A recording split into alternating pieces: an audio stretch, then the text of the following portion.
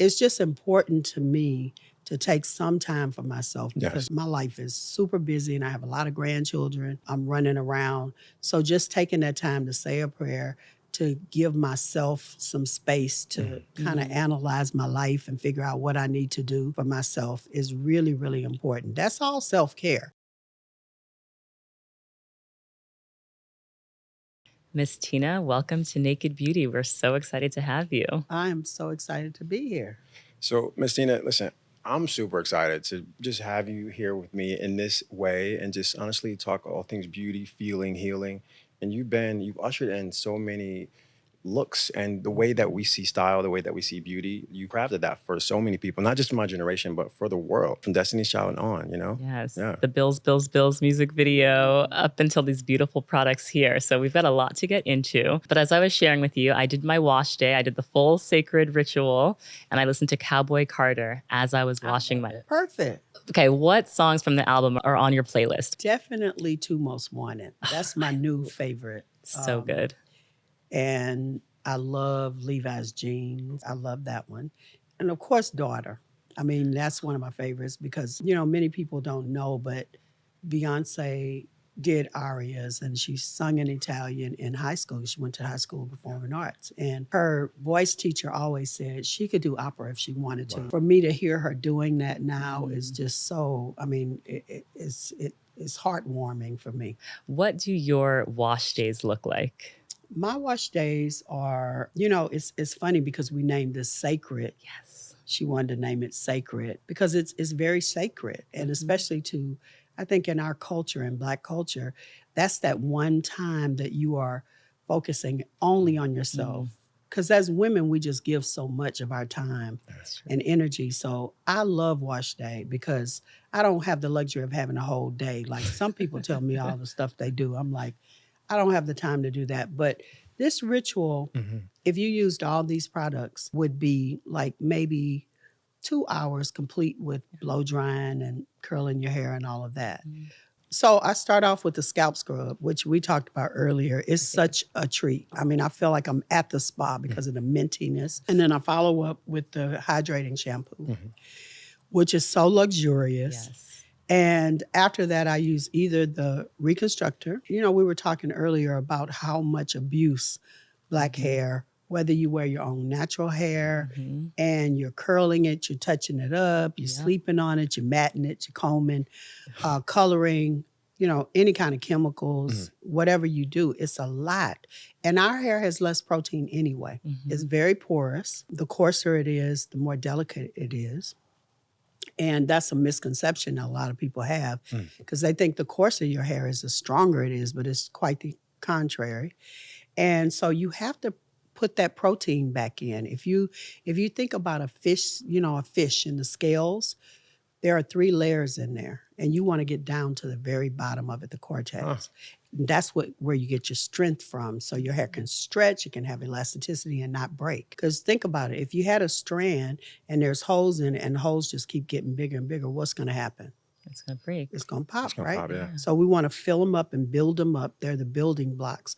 Protein is your first building blocks.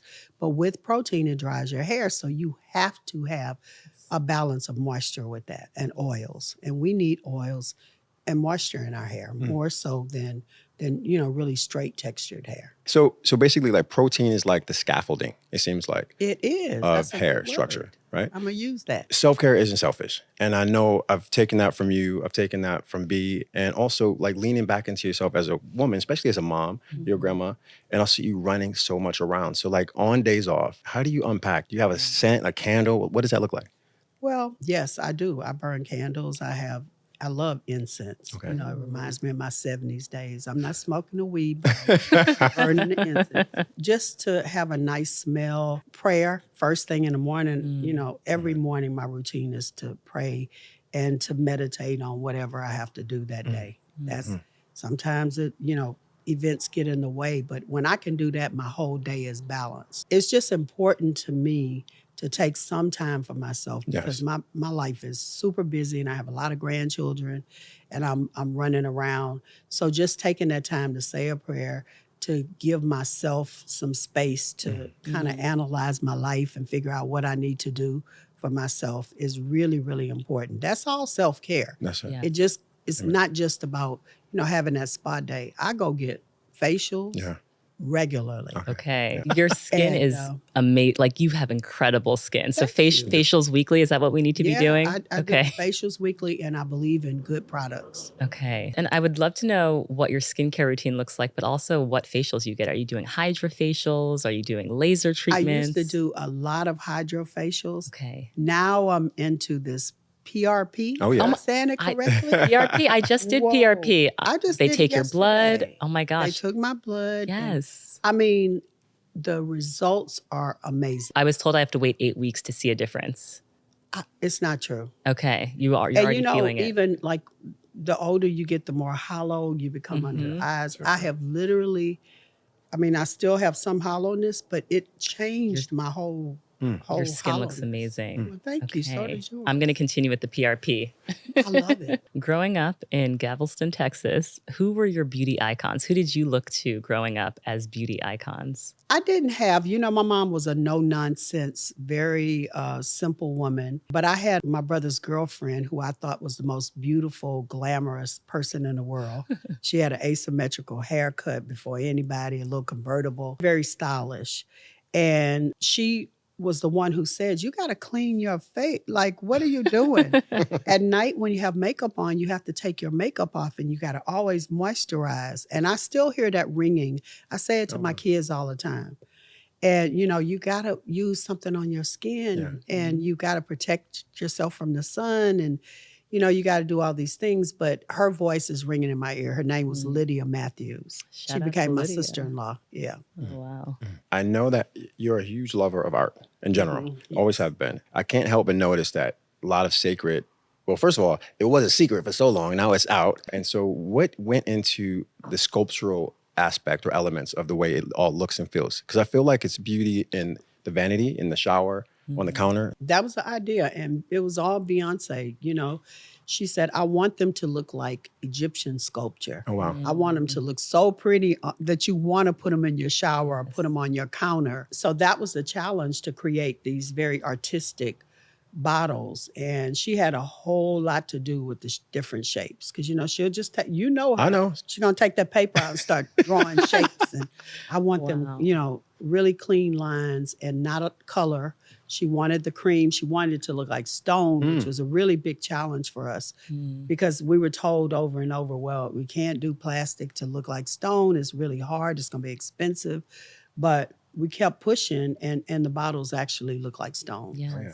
And it's also nice in the shower because I feel like it doesn't slip. It's like it adds this extra grit and texture. So it feels so good in the shower too. A lot of people have said that. That's a really good selling feature. But people have said, oh, I love it because it's not slipping out. My shampoo slips out of my hand usually. Yes. So that's a good point. Yes. And this has been in development for years. Yes. So how long have you been using the Cécred products and how has your hair changed in that time? Well, at least the last couple years. Wow. And the formulas have changed. We've, really made the formulas better and better. Okay. When I tell you that we sent everything back so many times that the manufacturers hated us, but we've been using it and experimenting with it. You can see that we have a test salon in the back that's popping all the time. I was here day one. And if we weren't here, there'd be somebody back there getting their hair shampooed and conditioned because we're still testing on different types of hair.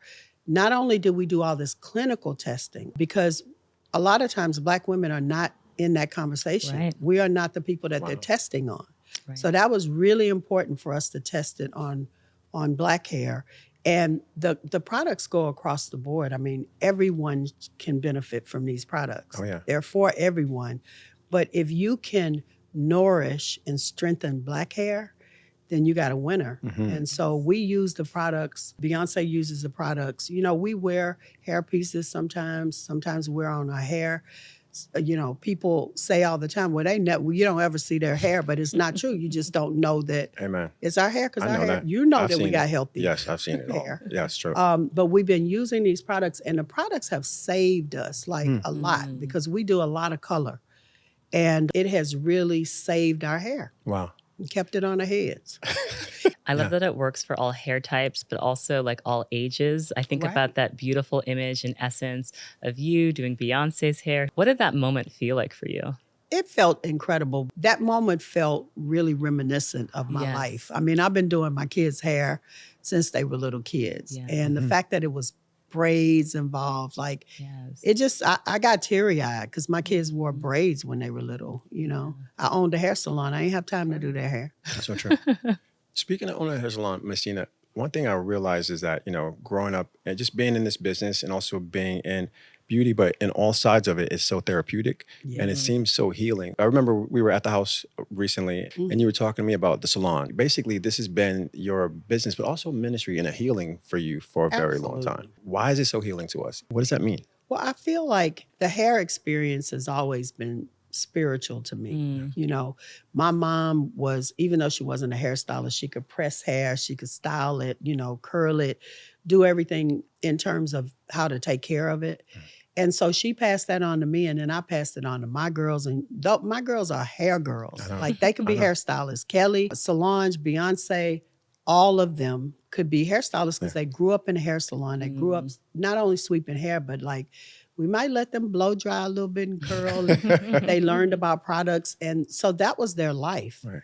And they can attest to the fact that they are the women they are a lot because of being in that salon and seeing these powerful women, you know, whether it was Beyonce just was in love with this opera singer that was my client who went to Germany, and she came back and she was telling her about it. She was like, I want to go to Germany.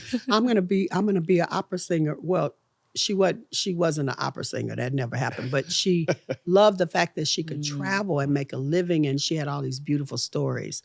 And we had, a Black congresswoman. I mean, think about being a little Black girl and seeing a congresswoman that you see on TV, and you see her everywhere. They saw examples of things that they could be and they could do, and the sky was the limit. Like, there was no limitation. And it was a spiritual experience because I would have people sit in my chair and tell me their whole life story. And I'm like, because I was touching them. It's about touch. It's about you being kind to them and paying 100% attention to that person. Nobody else is in their world. It's a connection that happens there that I don't think you get with anything else. Yeah. You're shampooing their hair so they feeling like, relaxed, and they trust you. Amen. And that's why I take it as a very sacred experience. I am honored to do someone's hair. Yeah. I'm still in here. Monday I was here all day doing hair. Yeah. I love it. I know you And do. it's not just because of the results. It's the connection that I feel with that person and how you're pampering them and you're giving them a gift. Yeah. I love it. Yeah. It's a very sacred experience It's and intimate. sacred. And this was the Headliners Salon in Houston, Texas. What makes Texas style unique? Because I feel like there's a very specific aesthetic that's associated with Texas. Well, I can tell you when the girls first started, the label said, oh my God, Miss T, and I was doing their hair then. And they would say, oh, their hair is way too big. It's so country. Oh my God, does there have to do because the roller sets and wraps were in, and it was like that Jennifer Aniston wrap type thing. I love it. And the bigger the better. Right. And even to the point where one day one of the girls there product manager said to me, Miss Tina, your hair would look so nice if you just didn't have it so big. Like, can you just kind of like tone it down? And it was very sweet because she was somebody I really liked. And she wasn't being critical. She was trying to help me. Right. But I was like, girl, I'm going to make this bigger the next time. It's going to be 10 feet tall because I like big, bold hair. Yeah. I like big, bold colors. Yes. And I started doing the wardrobe, and that was the wildest stuff. Sometimes I look at that and I'm like, Tina, you were crazy. Wow. Girl, you were crazy. But the more bold, the brighter, that's Texas. It's, when people say everything is big in Texas, it's big. The bigger, the better. We love it. And also that's a dopamine hit too. Like, those are ways to move the needle for yourself emotionally. Beauty's a feeling. And so Yeah, it that is. that is a feeling. One thing I've always noticed about you, Miss Tina, is that you have a really specific way of understanding women's bodies and silhouettes. And so like I've always noticed, like from the darts or whatever, you honor the woman and also different types of body language. right. When I look at like Kelly and Michelle, B, what does that mean to address the concerns of women's silhouette, or how do you adorn? Dressing 4 girls, Yeah. I got to find out from each girl what they felt the best about. And my mom always taught me, look at someone, and even if it's their hands, compliment them on their hands. And I'm getting emotional now because you notice Beyonce, somebody walks in, she'll say, "Oh, I like your shoes. Yeah. Or, I like your," because it softens that person immediately and it makes them feel good. And that might be the only compliment they got in a long time, but it's like, I think it's the same thing about the body. Everybody has something about themselves. And with the girls, we sat down and we filled out one day, wrote down what they felt good about. So whatever that person felt, it's looking at each person and saying, what do they feel good about? Let me accentuate that. And, when I'm looking at somebody, my kids are always like, "Mama, you cannot go up and start touching on people and saying, if you got a haircut to right here, or you should wear color, or you should." They not asking you to analyze what they need to do, but it comes naturally to me. Just doing makeovers. I mean, that's my thing. Not necessarily a makeover, but like, what is that person's style? So I love helping somebody find what their style is and what they feel good in and what they feel, so that they just get a little pep in their step and have an attitude, not a bad attitude, of confident Confidence, attitude. love. Yeah. Wow. And I'm loving all of the kind of Western aesthetic that's coming to the forefront now. Like a cowboy hat just makes me feel powerful. I put on my Stetson, I was like, I feel like a different person. What I love about Cowboy Carter is how we're basically reclaiming Black people's history with rodeo culture, with cowboy culture that's so often overlooked.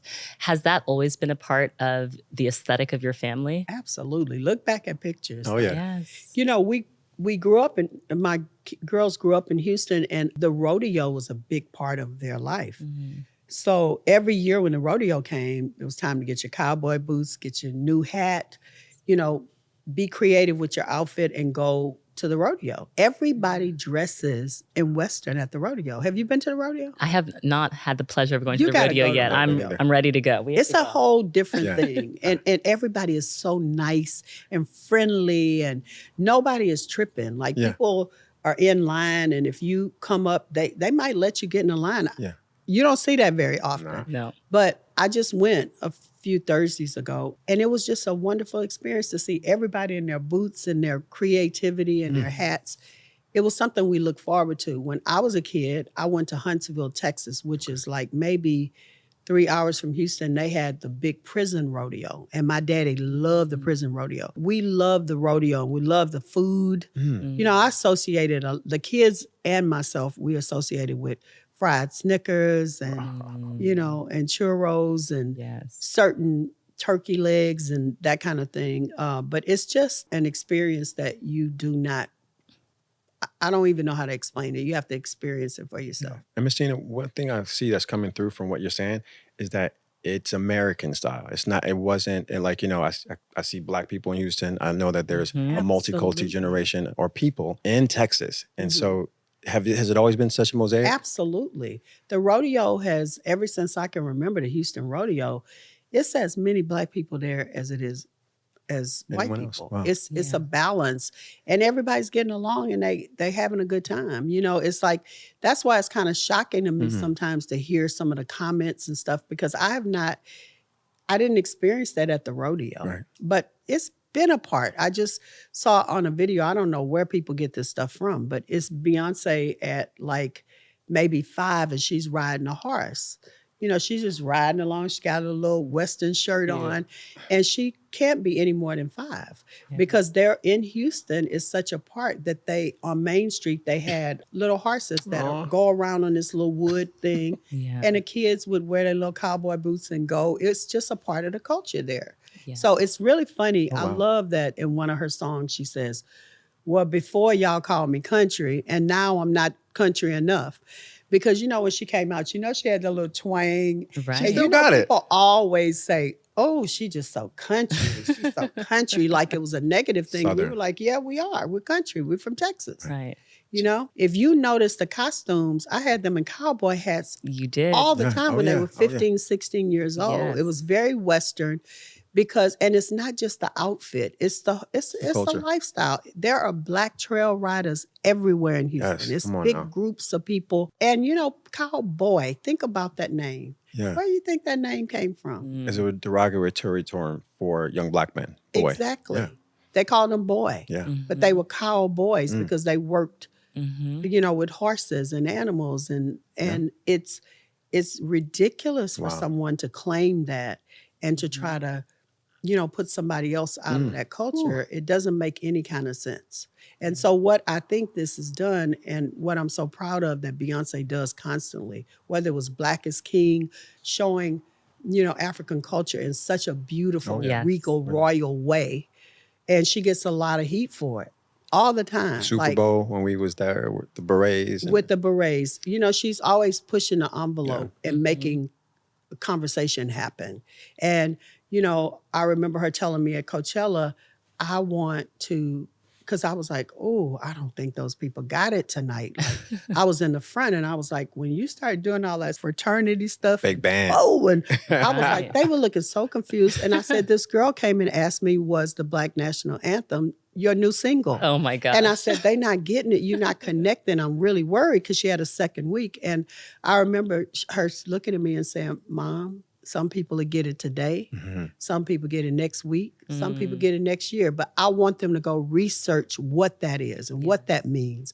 And I want them to understand it and create conversation. I feel like I was put on this earth to do that, not just to be an entertainer, but to kind of, ring the bell and get people educated. Yeah. And so this is yet another one. And as a mother, I'm always scared because I'm like, why you got to be the let somebody else do it this time. That's She feels like it's her job to educate, not only. And she sneaks that little stuff in there to make you go think and Go and research. research. She be ringing bells. Yes, yes. Bell. I want to talk about your mother, Agnéz Deréon, who is a self-taught seamstress. What did she teach you about how to show up in the world and style? Well, my mom was like, she was a true Renaissance woman, and she just could do everything. My mom built our kitchen cabinets. Wow. She didn't physically build them. She went and found a book at a garage sale on how to build cabinets, and my daddy and my brothers sawed the wood, but it was all her. She made this little raggedy house look so nice. It was like in Coming to America, you walk in there, you're like, wow, because she's upholstered the furniture and wallpapered the walls, and she was just somebody who had no money but a ton of style. Yes. And she passed that on to me. She was like, it's easy to go buy expensive stuff, but create your own stuff. Create your own style. Let people follow you. Amen. And so she really instilled that in me, and I instilled it in my girls. Yeah. And I thank God for her. I really do.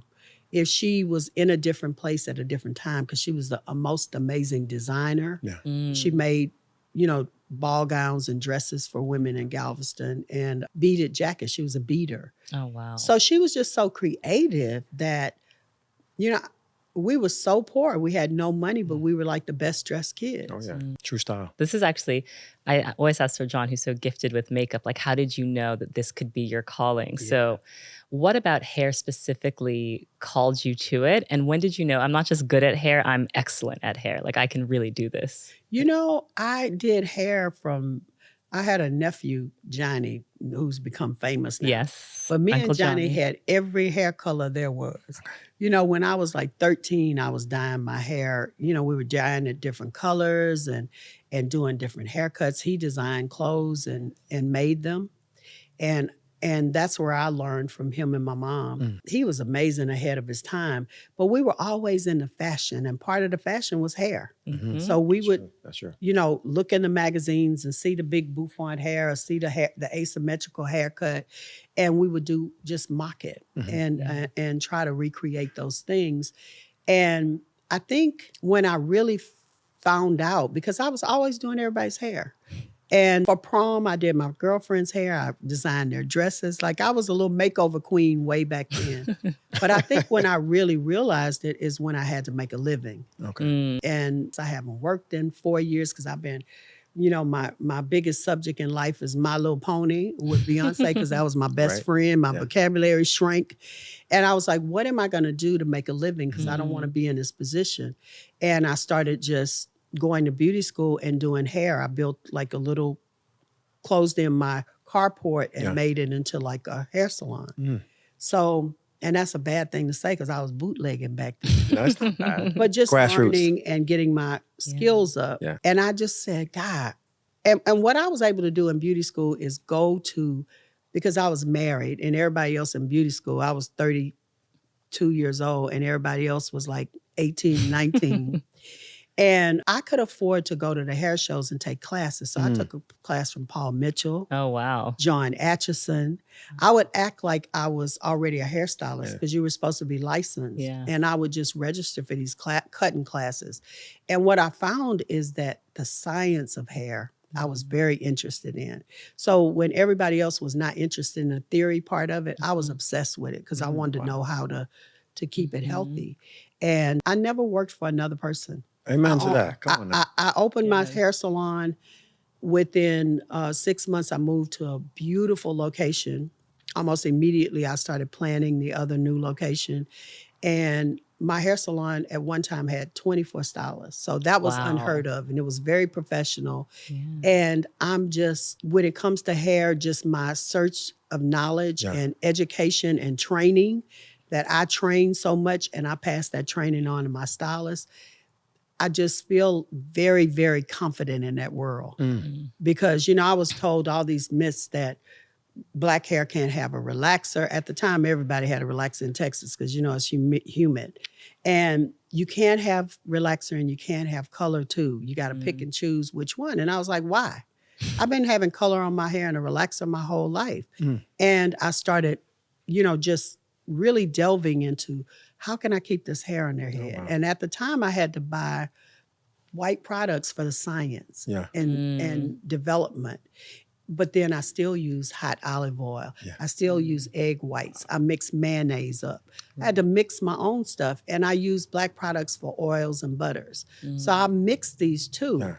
And so the dream always was that we could create a product that had both in it, Boom. that we could spend as much money and time on the science as we did on, Style. you know, the other ingredients, and to give someone one product that can do everything. Ooh. And that's why it's so many steps, because you don't have to do all the steps. We give you a prescription. You take a quiz to find out what your personal needs are.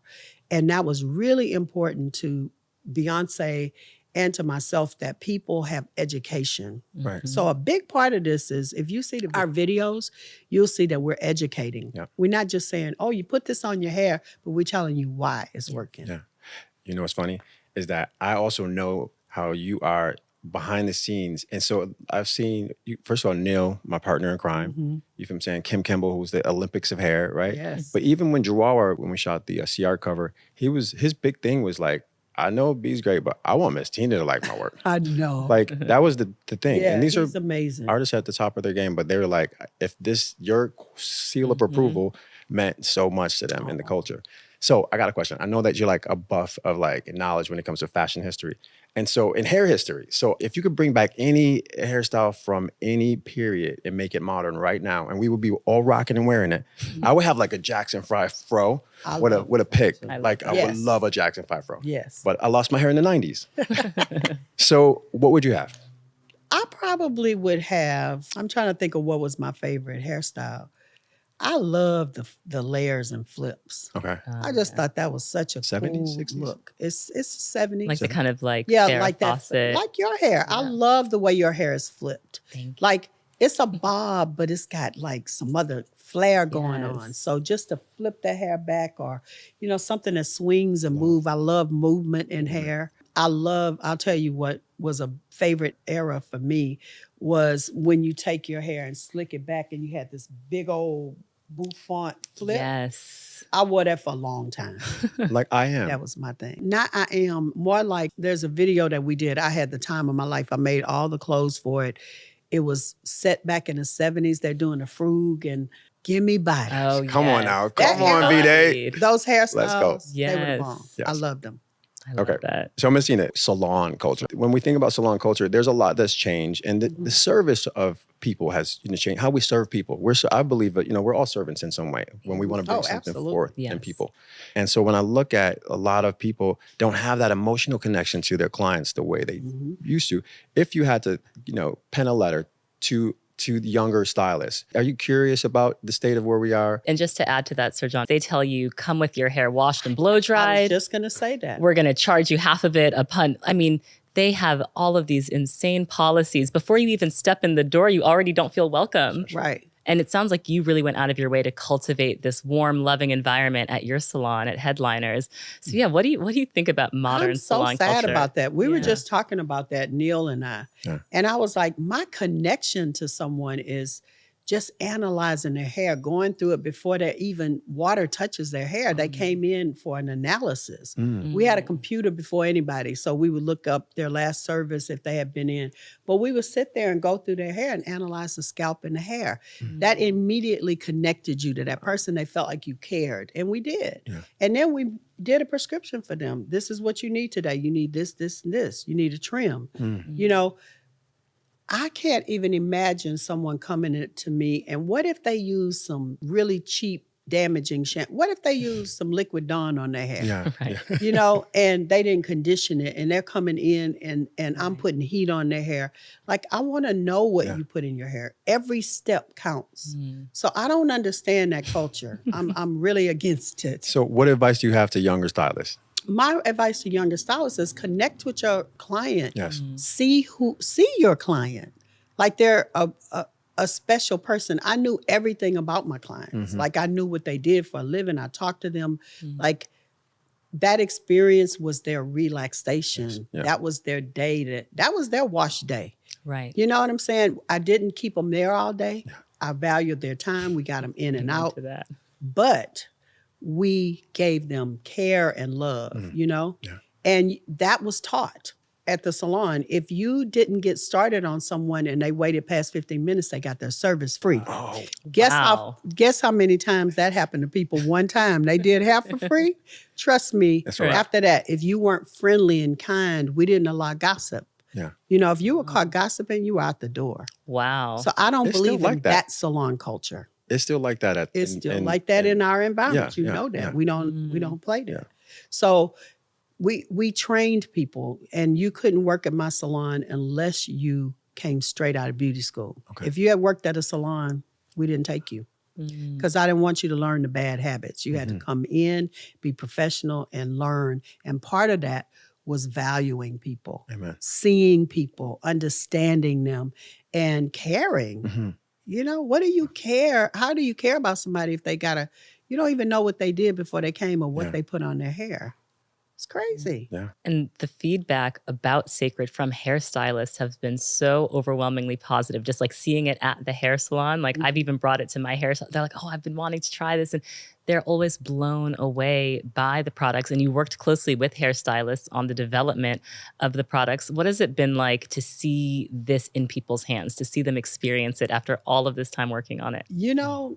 I talk about this every day. I'm so excited because this product, the way it's been accepted by hairstylists are like the lowest on the totem pole. We just never got the love and the respect. And, now I see that happening. And so part of what Cécred, what was the vision for it is to really highlight the stylists. So we take their videos, like I post their videos. Yeah. I'm so excited about doing it and they take the time and look how professional they are. I'm learning from them every day because they know how to do a shoot and make it really cool and fast and, but I love that the people are promoting the product for us. It's not about Beyonce. It's not about a celebrity brand. You and I talked about that and I was like, listen, I have so much confidence in this product Absolutely. that people, if they try it, Yeah. they're going to like it. Yes. They're going to love it. And because there's so much in there for you to use for whatever your purpose is. You might not like everything, but there's going to be something in there that works for you. And I think that's the proof in the pudding. It's not about celebrity. It can't be about Beyonce. It has to be, this product has to stand on its own. And I feel like it does. And the testament to that is the hairstylist that's out there doing videos and being so excited about this product. Yeah. You know you have something when someone outside of the ecosystem of the beehive is really all about the product. They don't even experience her as much as, or know as much as they know about this dialogue, which is cool. And what people say, the feedback has been, this is not my favorite product. They're very honest about what they don't like. I've seen some people do videos that actually came to the table trying to find something wrong. I've seen those too. And hate on the product. And they have to come back and say, I was trying to hate, but this is really good. This is good. And that is the best feeling in the world for me. That is the best feeling. Because if you can please a hater, listen. you got something good. Other than the clarifying shampoo, do you have other just absolute favorites from the line? Well, I love the Reconstructor. Again, I'm just adamant about that. And the rice and rose treatment, the fact that I can do rice. Yes. I did it on my hair last night. That I can instantly have that, and that the smell and the experience is so soothing. Yeah. It is. It's innovative. That's the most innovative thing I've seen in a long time. It's a ritual. We call it a ritual because you pour it on. It comes with a nozzle, which was put in there for people who have problem areas and you want to focus on it. But it's really a pouring vessel. So you should pour it over the hair. It just feels like you're in a spa. Test your strength after that. Okay. Like put it on. It comes with a silk rinse. After you do that, take a test. Like before you do it, pull your curl and see how it springs back. Then pull it back after that. Because I've literally seen people's hair coming out in the bowl just hair everywhere. We do the rice treatment and you maybe get 1 or 2 strands. Oh, wow. It literally stops breakage in its tracks. Yeah. I saw Dr. Carey did something on TikTok just running a comb through. And that's to your point about the education. It's so important that Cécred educates. Even if you don't buy the products, you can follow the social accounts and learn about taking care of your hair. Exactly. Yeah, that's great. So I have a question. So I work with my sister. My sister's like my producer, which I love. And you've always worked with family. Like you've always been, working with your family. What is it like actually working with your daughter in such a way creatively? Is it like, okay, give and take? Is it like, oh, no, I think I know better? I mean, you are mama. So like, You've been in there. I know. So I want you to explain You've seen it firsthand. Sometimes it's the best thing in the world. Right. Because I love my kids. And so it's an honor to be able to have a reason to see my children all the time. And I work with, all of them in some capacity. But working with B on this product line it's been the best because we both share a passion for hair. We're just a hair family. I know. And I've said this many times that fashion saved my family's life. And I mean by that emotionally it was a connection. It's how we all got together and, sewed and made our clothes. And economically, because, we were a really poor family, but that was our pride. We might not have any money, but we're going to show up looking sharp. Okay. And you can't touch us on that one, So it was a sense of pride. It was a sense of camaraderie. And it was a sense of making a living. Because my mama always said, if you could do some hair, you will never be broke. And it's the truth. That's so true. I see people in college doing haircuts. I'm sure you've experienced that, doing people's hair. Yes. You always have something to fall back on, and it's monetary. But hair is a very much part of that whole scenario with my family. It's Bonding. just passed on generation to generation. Yeah.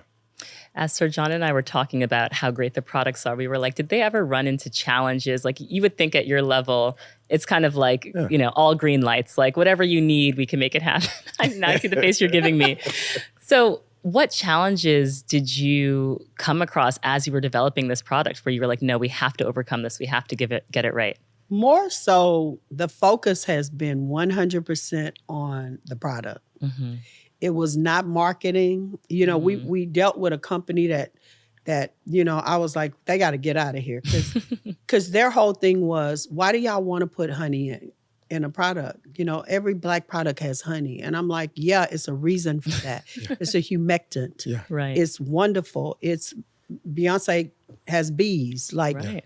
we know the power of honey. Yeah. But they were like, well, don't do the honey. Let's just do the comb as a marketing thing since it connects to her. A lot of brands focus on the marketing concept of, oh, we got Beyonce, we got the beehive, we're gonna do honeybee this, and we're gonna. Right.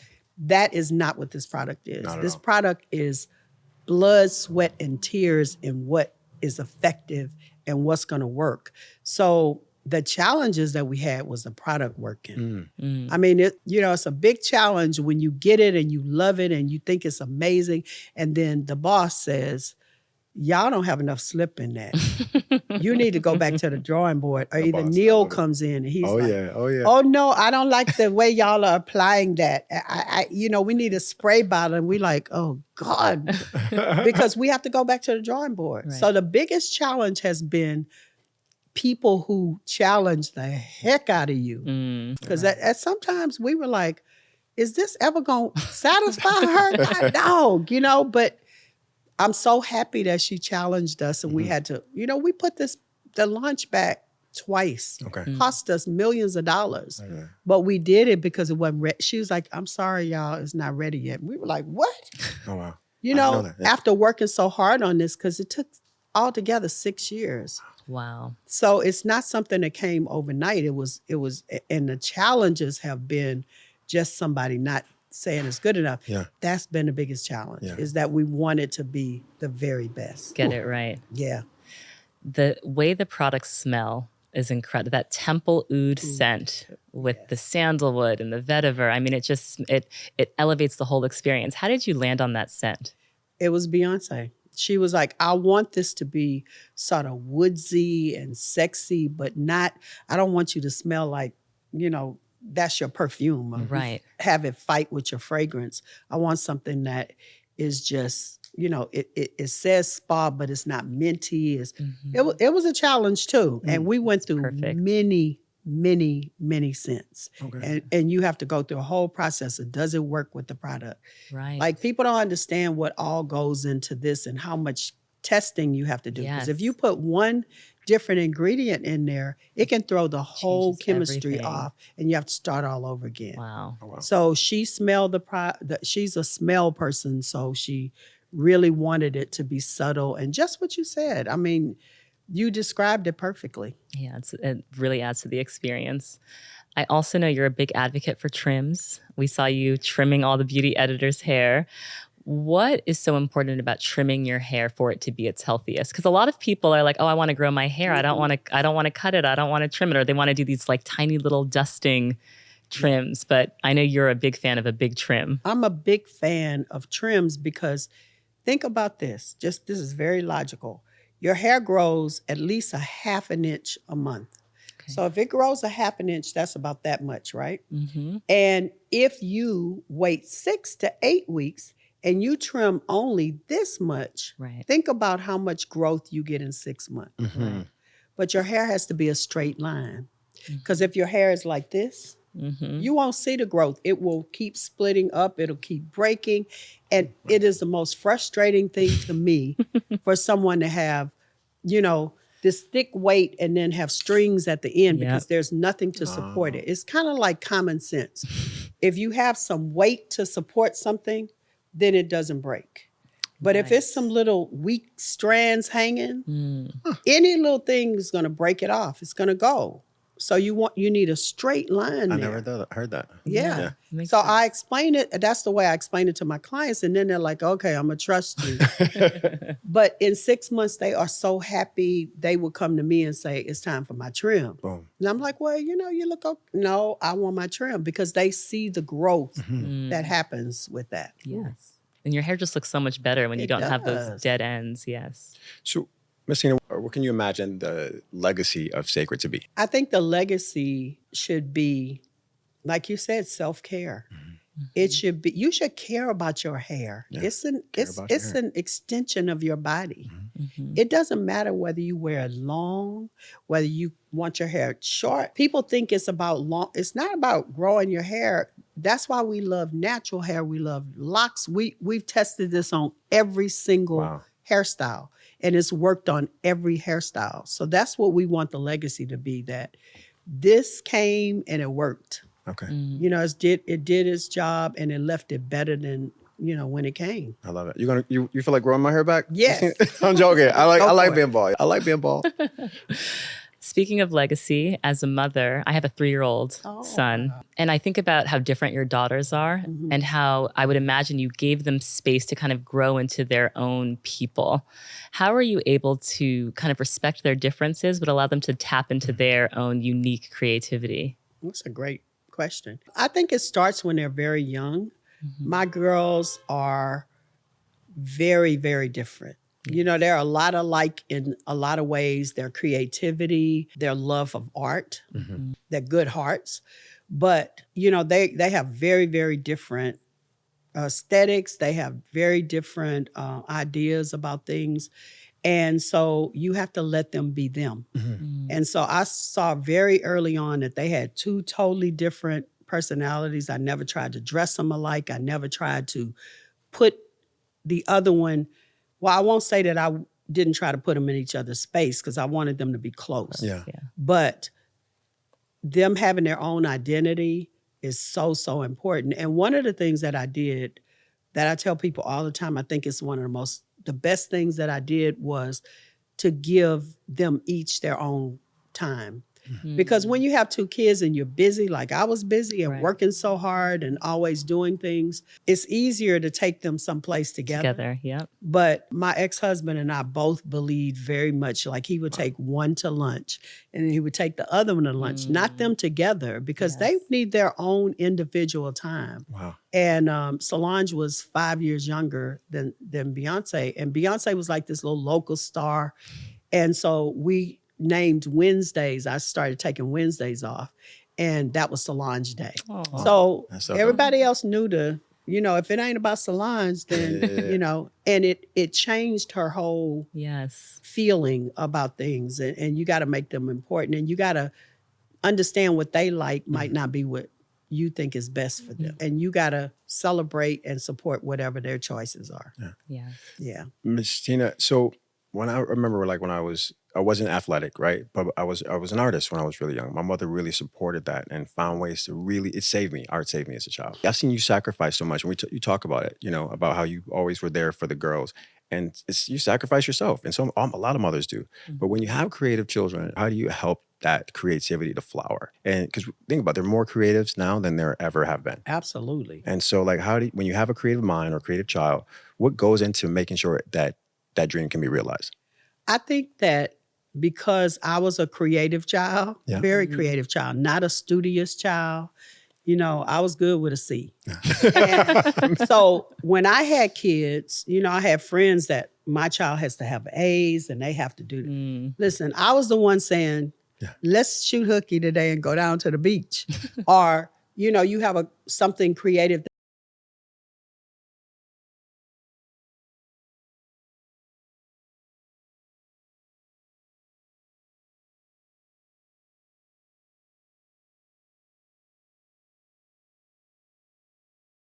makes their kids tick, and they celebrate that. So I think it was easy for me because, my mom wasn't like that. My mom wasn't like, oh, you got to have straight A's and you got to do this and you got to achieve and achieve and achieve.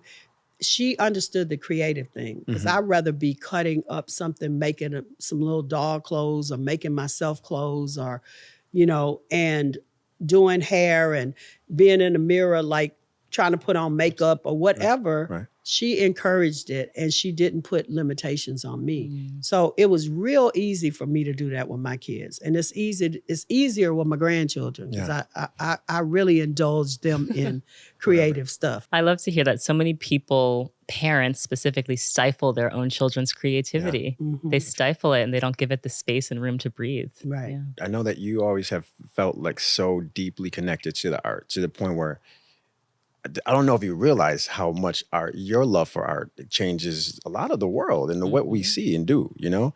And so like, what do you feel like art lends itself to for younger people in our communities? I think art stimulates all this creativity, Mhm. you know, and images, positive images of people who look like you. You know, when my kids were growing up, I made sure that there were all of these positive images, and we had art always. And I couldn't afford the art that I have now, of course. But the art that I had was, you know, whether it was prints or whatever, it was every shade, every shape, it made my girls appreciate beauty across the board, that it wasn't one standard of beauty, because when they turned the TV on, Yeah. they saw the Breck girl.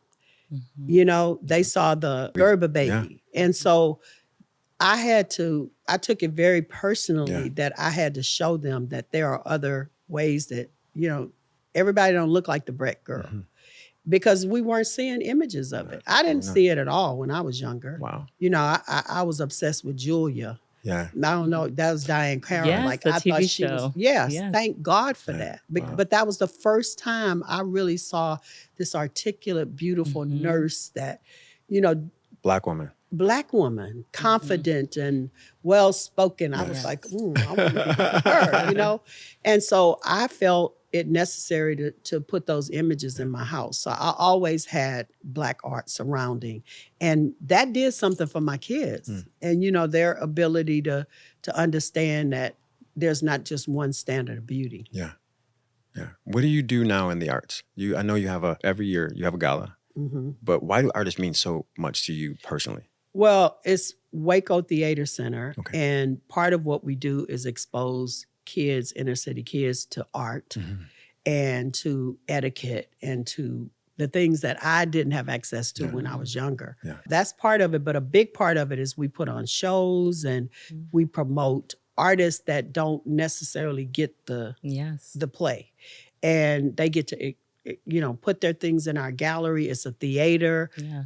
It's not only visual art, but it's performing arts. That to me, like you said it better than anybody. Art saved your life when you were little. Yeah. Art saved so many kids' lives. Our kids that we mentor, you know, they are, out of these kids, they come to us saying they don't know what they like, they don't know what they want to do, and they leave. We have so many painters, so many sculptors, so many dancers, so many, most of them are interested in the arts. Actors behind the cameras. They didn't even know that existed until you exposed them to it. So it's so important for exposure, you know, because again, I didn't have the opportunity I was 14 when I went to see Alvin Ailey. It totally changed my life. Oh. It changed my life. I saw all those beautiful Black people up there dancing, and I was like, the people's cars that they were driving, because I came from Galveston, like 50 miles away.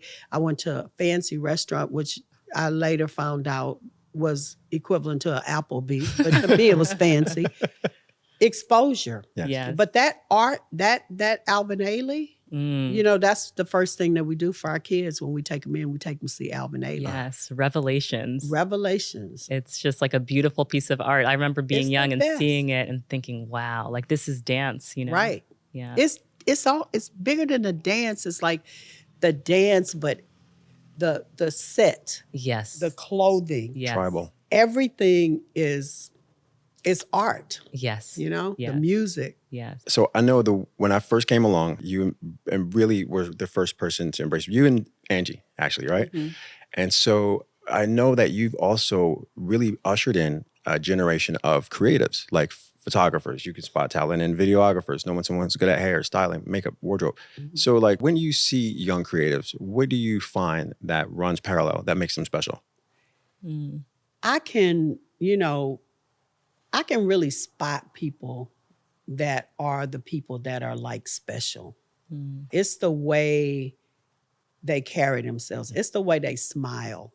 You know, even like you walk in and you can instantly see somebody who loves, you know, being behind that camera. It's like a sparkle in their eye or something special like you. Your talent speaks for itself. But it was also not just the talent, it was like you were curious. You're always curious. You're nosy. You want to know why and how. And, it's a different kind of thing that I see in people. It's that thirstiness that they want for knowledge and they have a good attitude because they are not mad that they at work. When I walked in here, this young man that's behind the camera, he was smiling. How you doing? He's been happy. He's like anxious to do his job. And I can see it. But the people that walk around like either arrogant or like I'm doing you a favor, and I don't fool with them because I feel like that's going to be short-lived. Yeah. You got to be hungry and humble. Hungry and humble. Boom. Well, we're getting to our final question, which I've asked every guest I've had on Naked Beauty since the beginning, which is, when do you feel most beautiful?